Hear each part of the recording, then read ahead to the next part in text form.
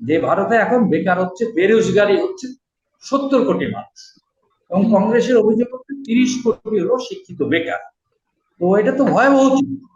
30 কোটি শিক্ষিত বেকার, সরকারি চাকরিতে 30 লক্ষ পদ খালি, রেলওয়ে চাকরিতে থেকে 8 লক্ষ পদ খালি।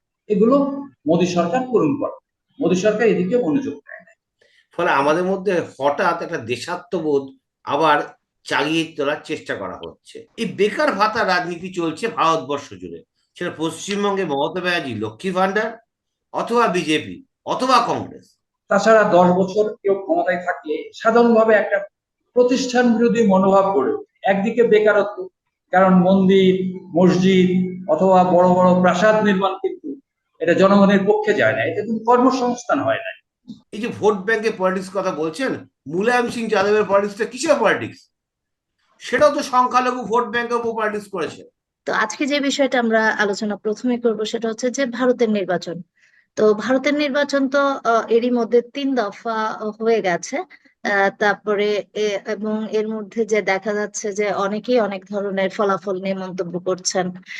যেমন বিজেপির প্রধান এবং প্রধানমন্ত্রী মোদী, উনি কিন্তু বলেছিলেন যে 400 আসনে মানে জিতে উনি ভূমিধস আহ বিজয়ের আশা করছেন। অন্যদিকে কংগ্রেসের নেতা শশী থারুর, উনি কিন্তু বলেছেন যে মোদির জেতা নিয়ে উনি সংশয় প্রকাশ করেছেন এবং বলেছে যে যে কারণে তিনি হারতে পারেন তার একটা রিপোর্ট উনি প্রকাশ করেছে। সো সব মিলিয়ে আমি জানতে চাচ্ছি যে আসলে ফলাফলটা কোন দিকে যাচ্ছে। আমি মাহবুব আলম ভাই আপনার কাছে প্রথমে যাচ্ছি, আপনি বাংলাদেশে বসে ভারতীয় নির্বাচনকে কিভাবে দেখছেন এবং ফলাফল কোন দিকে যাচ্ছেন বলে মনে করছেন? মাহবুব ভাই, আপনাকে প্রথম বলছি। ধন্যবাদ রিম্পি। আমি প্রথমে একটা কথা বলে নিই, সেটা হচ্ছে 2004-এর লোকসভা নির্বাচন আমি কভার করেছি। টানা 47 দিন ইন্ডিয়ায় থেকে এক প্রান্ত থেকে আর এক প্রান্ত ধরে। এই পার্থ মুখোপাধ্যায়ের সাথে আমি বিহারের প্রত্যন্ত অঞ্চলেও গেছি, এবং সেখানে দেখেছি দল বা জোট নয়, সেখানে আমি দেখেছি কি যে জাতপাতের ভিত্তিতে সেখানে ভোট হয়। তো এখন যে জিনিসটা দাঁড়াচ্ছে, সেই নির্বাচনে কিন্তু ক্ষমতায় ছিল বিজেপি, এবং সেই নির্বাচনের সময় প্রধানমন্ত্রী ছিলেন অটল বিহারী বাজপেয়ী। তো সেই নির্বাচনে যে জিনিসটা আমরা লক্ষ্য করেছিলাম যে Vajpayee shining India, feel good, এর যে প্রচারটা, এই প্রচারটা এত অতি প্রচার হয়ে গেছিল যে মনে হচ্ছিল যে বিজেপি বোধহয় আবার ক্ষমতায় আসছে, আবারও বাজপেয়ী প্রধানমন্ত্রী হচ্ছে। আমার মনে আছে সেবার 13ই মে ছিল নির্বাচনের ভোট গণনার দিন। 13ই মে আমার মনে আছে যে দিল্লির গণশক্তি পুরো অফিস থেকে আমি যখন কংগ্রেস অফিসে গেলাম, অফিসে ঢুকতেই আমাদের বিএসএস এর যে প্রতিনিধি ছিল তার সাথে দেখা হলো, এবং দেখা হওয়ার সাথে সাথেই বললেন যে আরে চলো চলো ইয়েতে বিজেপি অফিসে। এই হারুপাট্টির অফিসে থেকে গেলাম। তার সঙ্গে একজন ভারতীয় সাংবাদিকও ছিলেন, তিনিও যথেষ্ট বয়স্ক সাংবাদিক, তিনিও সাই দিলেন। তো যাই হোক, আমি বললাম যে ঠিক আছে আপনারা যান, আমি পরে যাচ্ছি। এরপরে আমরা দেখলাম বেলা বাড়ার সাথে সাথে ভোটের যে চিত্র দেখলাম যে বিজেপি হেরে গেল, কংগ্রেস জিতে গেল, বা কংগ্রেস জোট জিতে গেল। এদিন কি হলো, সন্ধ্যার সময় আমার মনে আছে যে দিল্লির যে বঙ্গভবন আছে সেই ডাইনিং হলে খাবার সময় ইয়াং জার্নালিস্ট মহুয়া সাত্তা চমৎকার একটা মন্তব্যটা ছিল এইরকম যে ভাবতেও পারেনি এইভাবে দিল্লিতে গণেশ উল্টে যাবে। যাক ভালোই হলো, গণেশ উল্টানোর সাক্ষী হলো। ঘটনা তো এইবারও যে এইরকম ঘটবে এই কথা আমি বলছি না, কারণ একই ঘটনা বারবার ঘটে। আসলে কি ঘটবে কি হবে সেটা 4 জুন এইবার ফল প্রকাশ করবে, তখন আমরা জানতে পারবো। তার আগে জানার বা বোঝার সুযোগ নেই। কিন্তু তারপরেও ভোট নিয়ে চর্চা হচ্ছে, ভোট নিয়ে চর্চা হবে, না হওয়ার কোনো কারণ নাই। আপনি একটু আগে শশী থারুরের কথা বললেন, শশী থারুর কিন্তু অত্যন্ত নাম করা একজন ব্যক্তি। তিনি জাতিসংঘে আন্ডার সেক্রেটারি ছিলেন। তারপরে তিনি খুব উঁচু মাপের একজন কূটনীতিক এবং রাজনীতিক, বড় মাপের রাজনীতিক। কাজে তিনি যে তুলেছেন যে তিনি যে আশঙ্কা করেছেন এবং তিনি বলেছেন বিজেপিকে হেরে যাচ্ছে, এবং তিনি সুনির্দিষ্ট কিছু কারণও তুলে ধরেছেন। তার মধ্যে তিনি আমি যেটা দেখেছি, তিনি প্রধানত বলেছেন ভারতের বেকারত্বের প্রশ্ন তুলেছেন। কারণ এটা কি যে, এবং তিনি বলেছেন, এবং অন্যান্য তথ্য থেকে আমরা দেখেছি যে মোদীর যে শাসন আমলে 10 বছরের শাসন আমলে বেকারত্ব আকাশছোঁয়া, এবং এটা অতীতের সমস্ত রেকর্ড ভেঙে দিয়েছে। কংগ্রেসের অভিযোগ অনুযায়ী যে ভারতে এখন বেকার হচ্ছে, বেরোজগারি হচ্ছে 70 কোটি মানুষ, এবং কংগ্রেসের অভিযোগ হচ্ছে 30 কোটি হলো শিক্ষিত বেকার। তো এটা তো ভয়াবহ, 30 কোটি শিক্ষিত বেকার। তারপরে কংগ্রেস যে অভিযোগ করেছে যে সরকারি চাকরিতে 30 লক্ষ পদ খালি, রেলওয়ে চাকরিতে, ওদের রেলওয়ে একটা বড় সেক্টর, সেখানে 7 থেকে 8 লক্ষ পদ খালি। এগুলো মোদী সরকার পূরণ করে। মোদী সরকার এদিকে মনোযোগ দেয় না। মোদী সরকার কিসে মনোযোগ দিয়েছে? বড় বড় মন্দির নির্মাণ আর বড় বড় প্রাসাদ নির্মাণ। বহু টাকা খরচ করে একটা সংসদ ভবন করেছে। একটা ভারতের সংসদ ভবন ছিল, এটা একটা ঐতিহাসিক সংসদ ভবন। কিন্তু না, তিনি আগেকার দিনে রাজা বাদশাদের মতন যে এমন সমস্ত স্থাপনা করবেন, মানে একটা তাজমহল বানাবেন আর কি। তিনি দিল্লিতে একটা তাজমহল বানাইছেন। তিনি অযোধ্যায় বিশাল রাম মন্দির করেছেন, এরকম। তিনি গুজরাটে বিশাল স্ট্যাচু করেছেন বল্লভ ভাই প্যাটেল। এইরকম ভাবে তার মনোযোগটাই ছিল আগেকার দিনে রাজা বাদশাদের, এবং তার চালচলনও কিন্তু যদি আমরা একটু খেয়াল করি, রাজা বাদশাদের একটা ভাবসাব আছে।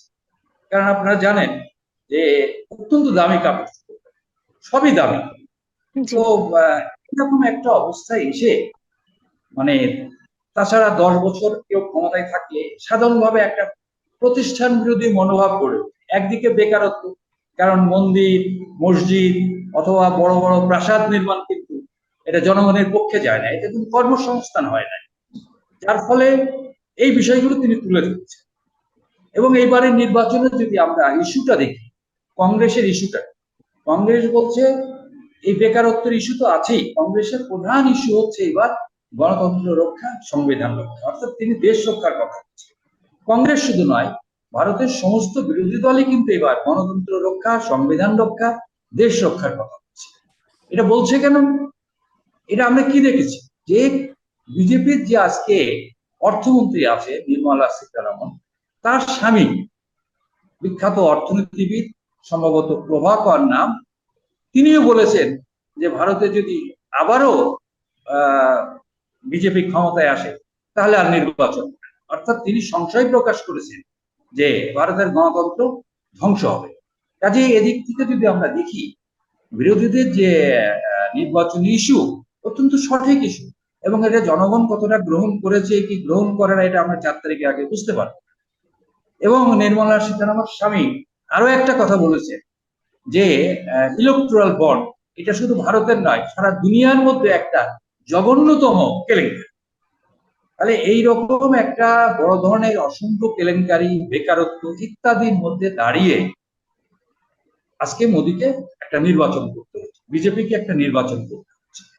গতবার আর আগের বার বিপুল ভোটে তিনি বিজয়ী হয়ে এসেছিলেন, এবং এবারও তিনি আরো বেশি ভোটে, অর্থাৎ তিনি 400 পার করবেন বলে, গতবার ছিল 303টা, এবার তিনি 400 পার করবেন বলে একটা মানে বড় রকমের হুঙ্কার ছেড়ে, মানে একটা হাক ডাক দিয়ে, রাজা বাদশারা যেটা করে, যখন রাজা বাদশারা যায় ঢাক ঢোল বাজায় যায়, তো এবারও তিনি এরকম ঢাক ঢোল বাজায় 400 পার করার কথা বলে তিনি মাঠে নামলেন।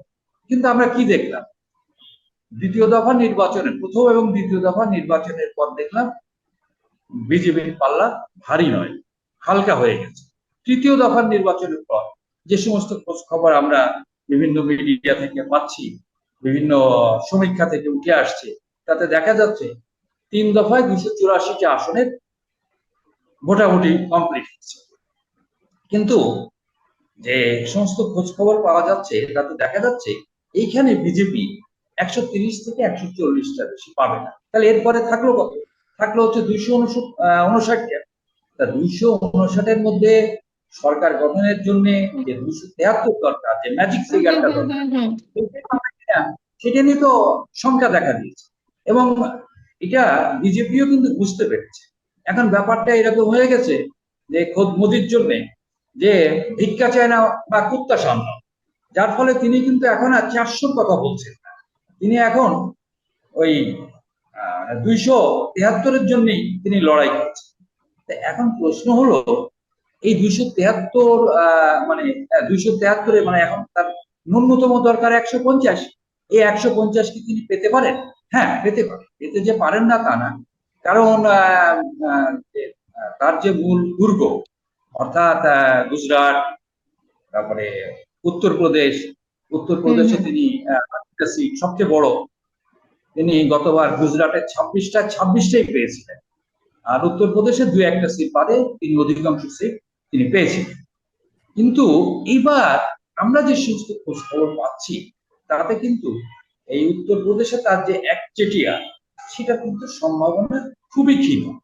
কারণ উত্তরপ্রদেশে সাধারণত যেভাবে ভোট হয়, বিহারে যেভাবে ভোট হয় জাতপাতের ভিত্তিতে, উত্তরপ্রদেশেও কিন্তু জাতপাতের ভিত্তিতে ভোটটা হয়।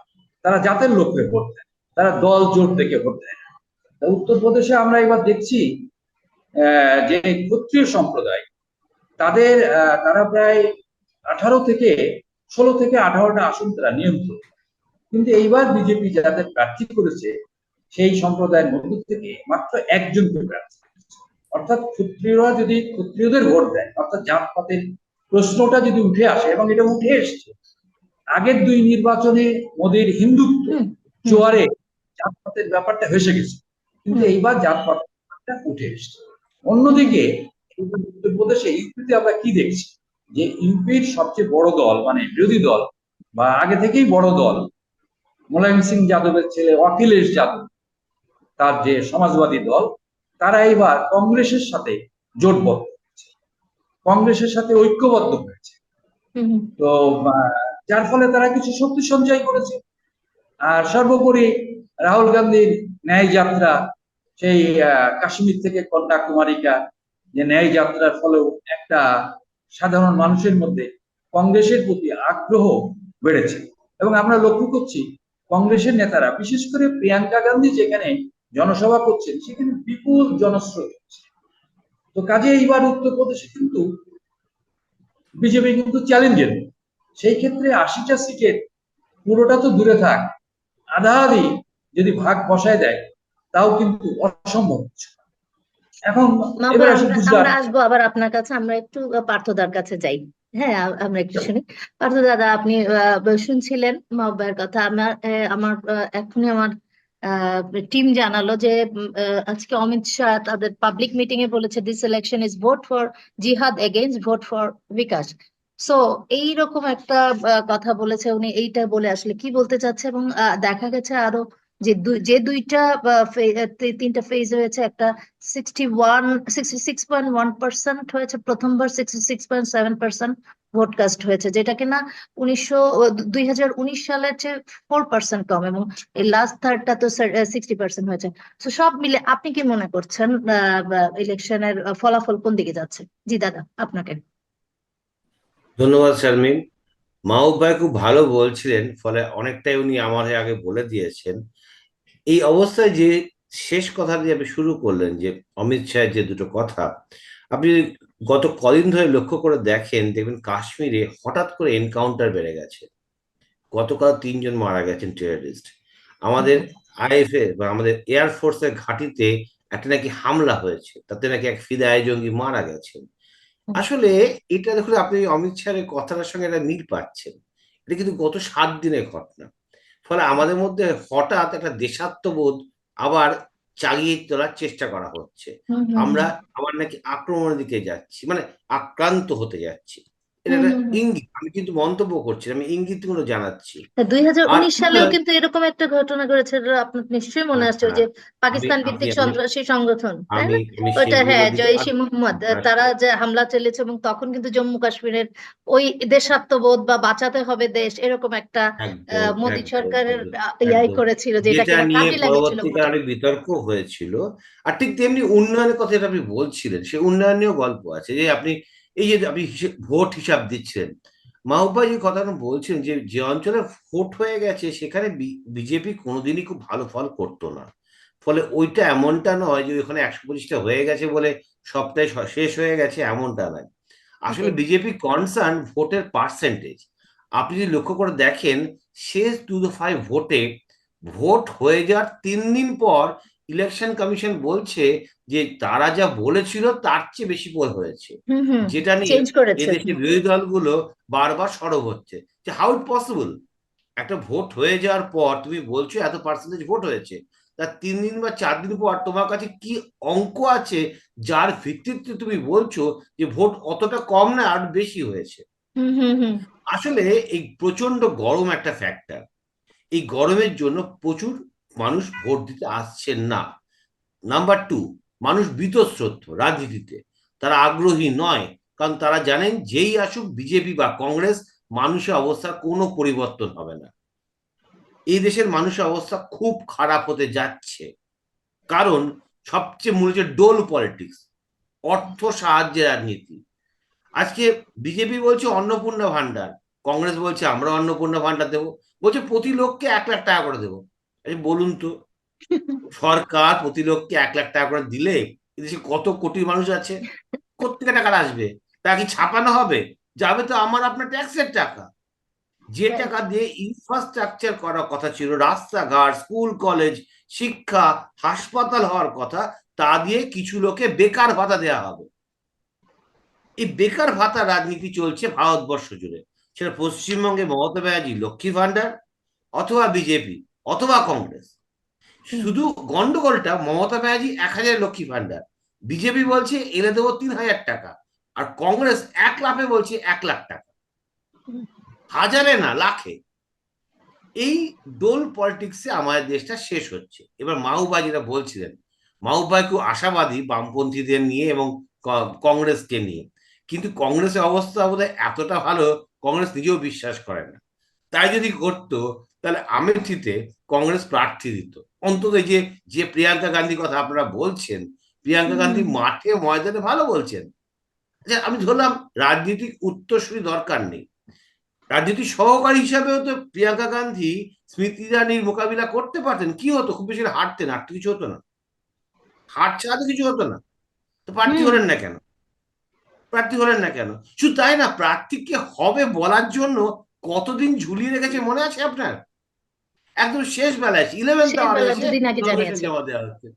কংগ্রেসের মতো একটা প্রাচীন দল, যে দল তাদের গড় মানে রাজধানী রায়বেরেলি, মানে ইন্দিরা গান্ধী নামের সঙ্গে জড়িত, সেখানে কে প্রার্থী হবে শেষ বেলায় বলছে, মানে কি? কনফিডেন্স লেভেল কংগ্রেসের 0। আর কংগ্রেস এটা বুঝতে পারছে না যে মানতেই হবে রাহুল গান্ধীর ভারত জোড়ো যাত্রা দেশের মধ্যে ইয়াঙ্গার জেনারেশনের মধ্যে একটা অন্যরকম ইম্প্যাক্ট তৈরি করেছে, কোনো রাইট। কথা হবে না। কিন্তু ইম্প্যাক্ট এক জিনিস, আর ভোটের ভোট আরেক বাক্সে জিনিস। বা ইভিএম এ রিফ্লেক্ট করাটা ডিফারেন্ট থিং। ইভিএমটা যে T20 গেম, ভোটের দিন জো জিতা ওই সিকান্দার, সকাল 4 ঘন্টা যে জিতবে সেই ম্যাচ তার হাতে। ও সকালে পিচ, তারপরে সারাদিন কি হয় কিচ্ছু যায় আসে না। এটা আপনি বাংলাদেশে কিন্তু একই অভিজ্ঞতা একই। সম্ভবত আপনাদের। হ্যাঁ, রাইট। এবার কংগ্রেসের এই ঝান্ডাটা ধরবে কে? যে হুম। দলটা গত 30 বছর 40 বছর ধরে আউট অফ পাওয়ার, সে যখন তার ফলোয়ার্সদের কিছু দিতে পারে না, স্বাভাবিকভাবেই ঝান্ডা ধরার লোক কম। শুধু ঝান্ডা ধরতে হবে না তো, তাই কিন্তু পুলিশকে কমব্যাট করতে হবে, কারণ শাসক দলে না হলে পুলিশ মারবে। এটা এই উপমহাদেশের সর্বত্র এক ছবি। ফলে বিরোধীদেরকে বিশ্বাস করতে হয় মানুষের বিবেক জাগ্রত হবে, মানুষ জাগ্রত হয়ে ভোট দেবে এবং তাদেরকে জিতিয়ে আনবে। কি অঙ্কে? না রাহুল গান্ধী আরো চুরি করবে, গান্ধী পরিবার আরো চুরি করবে। কারণ আপনি কাদের কথা বলছেন? এই যে ভোট ব্যাংকের পলিটিক্স কথা বলছেন, মুলায়ম সিং যাদবের পলিটিক্সটা কিসের পলিটিক্স? সেটাও তো সংখ্যালঘু ভোট ব্যাংকের উপর পলিটিক্স করেছে। লালু প্রসাদ যাদব তিনি রাজনীতি করেন কুর্মী, যাদব সম্প্রদায় এদের ওপর, মানে আবার জাতীয় পলিটিক্স। এটা তো ভারতীয় সংবিধানে লেখা নেই। ভারতীয় সংবিধানে জাতকে স্বীকৃতি দেয় না, ভারতীয় সংবিধানে ভারতীয়ত্বকে স্বীকৃতি দেয়। অথচ এরাই বলছে তারা সংবিধান বাঁচাবে। ভাবুন তো, নিজেরা করবে জাতীয় নামে রাজনীতি, আর বলছে আমরা সংবিধান বাঁচাবো। ধর্ম নিরপেক্ষতা কিসের ধর্ম নিরপেক্ষতা বলুন তো আপনি? আজকে হাতরাসে যে ঘটনাটা হয়, ধর্ম নিরপেক্ষতা আছে? যখন গুজরাটে খুন হয়েছিল, ধর্ম নিরপেক্ষতা আছে? বিচার হয়েছে একজন কারীর? গলায় মালা দিয়ে জামিন পাওয়ার পর বেড়াতে নিয়ে যাওয়া হয়। ছাড়া কোনো প্রতিবাদ দেখেছেন আপনি? ধর্মনিরপেক্ষতার কথা বলা হচ্ছে, ও সংবিধানে লেখা আছে, বাস্তবে নেই। বিশ্বাস করুন, বাস্তবে নেই। ওগুলো শুধু লেখার কথা। মানুষ প্রতিদিন জীবন দিয়ে বুঝতে পারছে যে যা বলা হচ্ছে পলিটিক্যাল লিডাররা মাঠে ময়দানে যা বলছে সব মিথ্যে কথা, ফানুস। কিন্তু মানুষের কাছে কোনো অল্টারনেটিভ নেই। তাই বাধ্য হয়ে মাহবুব ভাইয়ের মতো মানুষজনকেও এবং আমরাও আশা করি কোনো না কোনো একটা ভালো শক্তি আসবে। কে আসবে? কেজরিওয়াল, যিনি এত শিক্ষিত মানুষ, তিনি মদ কেলেঙ্কারিতে ফেঁসে আছেন।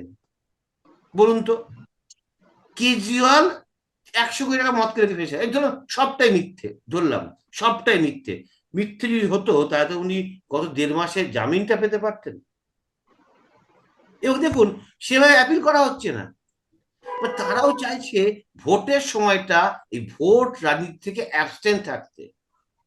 এবং কেজরিওয়াল যে অন্যায় করেছে তার প্রমাণ কংগ্রেসের দিল্লির সব নেতারা কেজরিওয়ালের সঙ্গে কংগ্রেস হাত ধরেছে বলে কংগ্রেসে চলে গেছে। পাঞ্জাবের সব কটা নেতা কেজরিওয়াল দলে আছে তার প্রত্যেকেই আগে থেকেই ড্রাগ কেসে ফেসে আছে, ড্রাগ কেসে। তাহলে আমরা সততার বেয়ারটা, সততার যে পতাকাটা আমরা কাকে বইতে দেব? আমাদের সবচেয়ে বড় সমস্যা এখন এইখানে। আমাদের অল্টারনেটিভ আসলে ভারতের হাতেও নেই, আমাদের হাতেও সেই একই বিপদে আমরা ছিলাম, অল্টারনেটিভ নেই।